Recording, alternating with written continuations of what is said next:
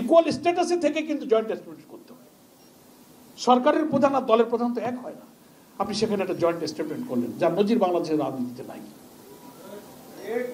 আপনি বাইরে এসে আপনার প্রেস সেক্রেটারি কনফারেন্স করুন, আর সেই দলের প্রধান আলাদা প্রেস কনফারেন্স করুন, আর দলের সাথে আলোচনা করেছেন, দ্যাট ইজ ওকে। ইলেকশনের তারিখটা আপনি দেশে এসে ঘোষণা করেন। এগুলো আমরা অ্যাডভাইজারকে বলেছি, এইসব জিনিসগুলো একটু ক্রিটিক্যাল হয়ে যাচ্ছে, এর কোনো জবাব ওনারা দিতে পারেন। এগুলোই প্রমাণ করে যে কেন রাজনৈতিক বা বাইরের কোনো প্রেশারে উনি আছেন। তারপরে ইলেকশন হবে আপনি কোথায় ফেব্রুয়ারিতে, এখনো 5-6 মাস বাকি। শিডিউল ঘোষণা করবেন আপনি ডিসেম্বরে, সেই সময় আপনি তারিখ ঘোষণা 6 মাস আগে আপনি বলে দিচ্ছেন এই তারিখে হবে। অথচ জুলাই সনদে আলোচনা হলো না, সব দল স্বাক্ষর করলো না। কারণ জুলাই সনদে বলা আছে যে একমত হবে, প্রত্যেকটি দল স্টেক হোল্ডার স্বাক্ষর করবে। সেই সনদের নিষ্পত্তিকৃত ঐক্যমতে আসা বিষয়গুলো ঠিক হয়নি, স্বাক্ষরও করা হয়নি। এর মধ্যে আপনি ইলেকশনের একটা সুনির্দিষ্ট টাইম আপনি বলে দিলেন। মাঝখানে ইলেকশন চিফ ইলেকশন কমিশনার বলে বসলেন যে পিআর পদ্ধতি সংবিধানে নাই, বলেছেন না চিফ ইলেকশন কমিশনার? আমরা এটা তো ঠিক বলেননি আপনি। আপনি চিফ ইলেকশন কমিশনার হিসেবে আপনি আইন সংবিধান জানেন। বাংলাদেশের সংবিধানে ইলেকশন হতে হবে every after 5 years parliamentary democracy সিস্টেমে, এটা আমাদের বিধান। কিন্তু কি পদ্ধতিতে হবে, পিআরএ হবে না তাও তো লেখা নেই, সংবিধানে নাই। তা আমি বলেছি মিডিয়ার কাছে যে সংবিধানে এটাও তো নাই যে 26-এ ইলেকশন হইতে হবে। আপনি যদি হাসিনার সংবিধানই মানেন, তো হাসিনা লাস্ট ইলেকশন করেছে 24-এ। অ্যাকর্ডিং টু কনস্টিটিউশন ইলেকশন হতে গেলে 29-এ হওয়া লাগবে। আপনি এখনকার ইলেকশন করেন, তখন সংবিধানের কথা মনে থাকে না? চিফ অ্যাডভাইজার কি করে চিফ অ্যাডভাইজার হলেন? আপনি কি করে চিফ ইলেকশন কমিশনার হলেন? তখন সংবিধানের কথা মনে ছিল না। পিআর এর কথা বললে আপনি সংবিধানের প্রশ্ন তোলেন। এটা একটা ইলেকশন সিস্টেম। আবার একটা বড় দলের লিডাররা বলছেন যে দেশের মানুষ ইভিএম বোঝে না, সে দেশের মানুষ পিআরও বোঝে না। আমরা ইভিএম তো একটা মেশিনের নাম রে ভাই, ইলেকট্রনিক ভোটিং মেশিন। ওর সাথে পিআর এর কি মিলাবেন? আমি বাঙালিকে কি হাইকোর্ট দেখাবেন? ওই মোবারক ভাই বলে আরেক বলে পিআর কি খায় না গায়ে মাখায়। এটা কি কোনো পলিটিক্যাল পার্টির লিডাররা বলতে পারে? সেজন্য আমি বলি যে জুলাই সনদ হচ্ছে সেইটা, যে এই 6টা রিফর্ম কমিশন মিলে আমরা যেসব ব্যাপারে একমত হয়েছি, এটাকে লিখিত রূপ দিয়ে, এটাকে আইনি ভিত্তি দিয়ে, এর ভিত্তিতে আগামী নির্বাচন হতে হবে। That is called July charter. Without July charter যদি ইলেকশন হয়, আমরা মনে করি এটা সেই ইলেকশন হবে 14, 18, 24-এ যা হয়েছে। বাংলাদেশের স্বাধীনতার 54 বছরে কোন নির্বাচনই 100% কখনো নির্বাচনে ফ্রি ফেয়ার হয়নি। আমরা চাচ্ছিলাম যে এত রক্ত, এত জীবনদান, এত মানুষের কান্না, চোখের পানি, আমরা 52-তে, 62-তে, 71-এ রক্ত দিয়েছি।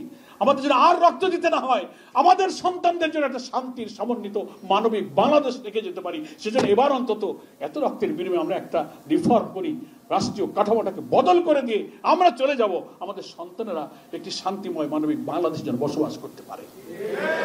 সেটা বাধাগ্রস্ত করা হচ্ছে।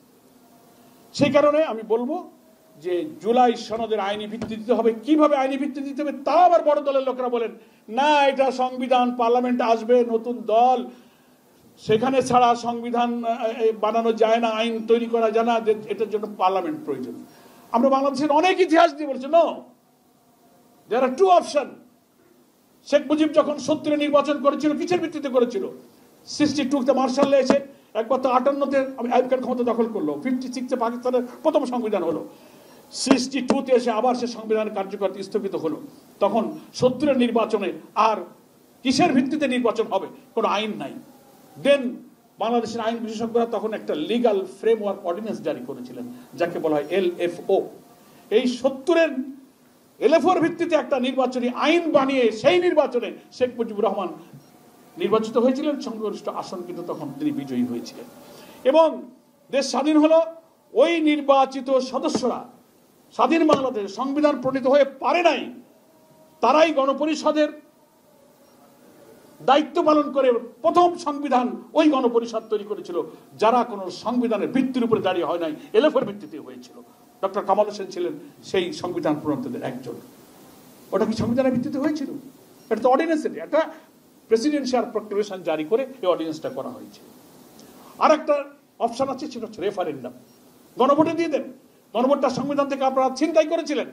এবার রাজনৈতিক পরিবর্তনের পরে আমরা আদালতে প্রচেষ্টা চালিয়ে, আদালত কিন্তু এবার রেফারেন্ডামকেও বহাল করেছেন, গণভোটটাকেও ফিরিয়ে দিয়েছেন।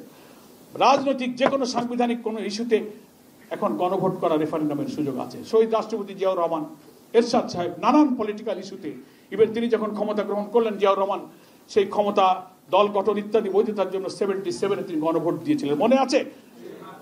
প্রায় 100% ভোট পেয়ে, আমি তখন অনার্সের ছাত্র। তো অপশন ইজ দেয়ার, আছে তো। আপনি খালি পার্লামেন্টের দোহাই দেবেন, বাঙালির হাইকোর্ট দেখাবেন, সংবিধান দেখাবেন। হাইকোর্ট আর এই সংবিধান খেলে আপনার আলমারিতে আছে, আর কারোর কাছে আইন কানুন নাই। এদেশের জনগণ সব বোঝে। ফলে আইনে ভিত্তি দেওয়ার জন্য প্রেসিডেন্সিয়াল প্রক্লেমেশন, রেফারেন্ডাম আমাদের আছে। এই ঐক্যমত্য হয়ে যাওয়ার সংস্কারের পয়েন্টগুলোকে ভিত্তি করে এবং পিআর পদ্ধতিতে নির্বাচনের ইস্যুটাকেও আপনি এই গণভোটের ইস্যুতে ঢুকায় গণভোট দেন। সেই গণভোটে আমরা বলেছি প্রধান উপদেষ্টাকে যে গণভোটে যদি বাংলাদেশের জনগণ বলে যে পিআর পদ্ধতি তারা মানে না, অধিকাংশ যদি পিআরের বিপক্ষে যায়, আমরা পিআর চাইবো না। কিন্তু অধিকাংশ জনগণ যদি পিআর চায় তাহলে সব দলকে পিআর মানতে হবে। ইতিমধ্যেই সার্ভে হয়ে গেছে, দেখছেন তো আপনি, 70% লোক পিআরের পক্ষে, 71% লোক পিআরের পক্ষে। যারা কমিশনে আমরা মতামত দিয়েছি 25 থেকে 26টা দল আমরা পিআরের পক্ষে, আর 5-7টা দল, বিএনপির সাথে ছোট কয়েকটা দল থাকে তো, একটু লেজুক থাকা লাগে, শৈল মাছ থাকলে কিছু পোনা লাগে, ছোট ছোট কিছু পোনা ঘরে, এরা 6-7টা লোক পিআর চায় না। তাহলে আপনি যারা যে রাজনৈতিক দলগুলো বেশিরভাগ ভোটার, বেশিরভাগ দলকে রিপ্রেজেন্ট করে, আপনি তার কথাকে উপেক্ষা করে কোন চাপের মুখে পিআর দিতে চাচ্ছেন না? সেজন্য আমরা বলেছি গণভোট দেন। গণভোটে যদি জনগণ রায় দেয় পিআর হবে, তো সবাইকে মানতে হবে। যদি বলে লাগবে না, তো আমরা জামাত ইসলামও মেনে নেব, নো কমপ্লেন। তো আমরা তো ডেমোক্রেসি, জনমতের প্রতি শ্রদ্ধাশীল। সেই জন্য আগামী নির্বাচন নিয়ে আমরা এখনো সংশয়ের মধ্যে আছি। সরকার আমাদের কাছে গতকালকে চেয়েছে যে আপনারা কিভাবে আইনি ভিত্তি দেবেন, আমাদেরকে একটা আইনি পথপন্থা দেখান। গত রাতে আমরা মিটিং করে আলহামদুলিল্লাহ আমরা একটা ড্রাফট সরকারকে সাহায্য করতে রাজি। We are always ready to give all kinds of cooperation to government. আমরা রাজি আছি, কোনো অসুবিধা নেই, আমরা কোনো সংকট চাই না। কিন্তু কোন দল যদি সংকট তৈরি করে নির্বাচনের ব্যাপারে সব দলকে আলাদা করতে চায়, পিআর হলে পেশি শক্তি, কালো টাকা হবে না, সব ভোটারের ভোটের মূল্য হবে, রিচ পার্লামেন্ট হবে, কোয়ালিটি পার্লামেন্ট হবে। আর যে সরকার হবে, ছোট ছোট দল সব পার্লামেন্টে প্রতিনিধিত্ব করার সুযোগ পাবে। 1% ভোট যে পাবে সেও 3টা আসন পাবে, নাকি বলেন? 300 আসনে। এখন কেউ যদি মনে করে না এত দল ক্ষমতায় আসলেই আমার একা কর্তৃত্ব, সব আমি একা খাবো, কিন্তু পার্টিসিপেটরি গভর্নমেন্ট, সকলের অংশীদারিত্বে জনগণ সরকার চালাক, এটা যাদের বরদাস্ত হয় না তারাই পিআরের বিরোধিতা করে। আমরা চাচ্ছি সকলকে নিয়ে আপনি গভর্নমেন্ট করেন। তাহলে জুলাই ঘোষণা, জুলাই সনদ আর ইলেকশন, কোথায় কোথায় আমরা আটকে যাচ্ছি আপনি কি সংক্ষেপে একটু বোঝাতে পারলাম? মাগরিবের আজান হয়েছে, আর দরকার নাই। আকল মানকে লিয়ে ইশারায় কাফি। বাংলা তর্জমা লাগবে? জ্ঞানীদের জন্য ইশারাই যথেষ্ট। এইটার উপরে থাকি। এবং আমরা বলেছি, আমাকে সাংবাদিকরা প্রশ্ন করে আপনাকে ইলেকশনে যাবেন না? যাবো অবশ্যই। পিআরের দাবি পূর্ণ করেই আমরা ইনশাল্লাহ ইলেকশনে যাব। এইটা আমাদের চলতে থাকবে। তারপরে কি হবে, তারপরে কেউ সেই সময় বলবো। এখন কথা আমাদের দাবি মানতে হবে, ইলেকশনে আমরা যাব। আর যদি সবাইকে বাদ রেখে একা কোনো ইলেকশন করতে চান, বাংলাদেশের জনগণ এখন শিক্ষিত হয়েছে, এইটা আর হবে না। বাংলাদেশ সেই ইলেকশন হবে না। বহু রক্ত, বহু জীবন আমরা দিয়েছি, ওই চিন্তা ঘুম নষ্ট করার দরকার নাই। এই জন্য আমি দাবি করব সকল দল আসুন। আমরা একটা বহু কষ্টের বিনিময়ে এই সুযোগটা পেয়েছি। কোন দলীয় সরকার আসলে আর এই সংস্কার হবে না, হবে তার মতো করে করবে। ইতিমধ্যে একটা বড় দলের স্থায়ী কমিটির সদস্য বলে ফেলছেন যে আপনারা এখন যত সংস্কার আইন কানুন বদলান, আমরা ক্ষমতায় গেলে সব মুছে দেবো। কি দেখেননি পত্রিকায়? তো যাওয়ার আগে যদি মুছে দেন তো গেলে কি করবে? We have no confidence to you.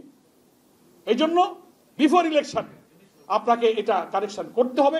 তার ভিত্তিতে আমরা নির্বাচন চাই, সেই নির্বাচন হবে ফ্রি, ফেয়ার এবং ক্রেডিবল। সকলকে ধন্যবাদ।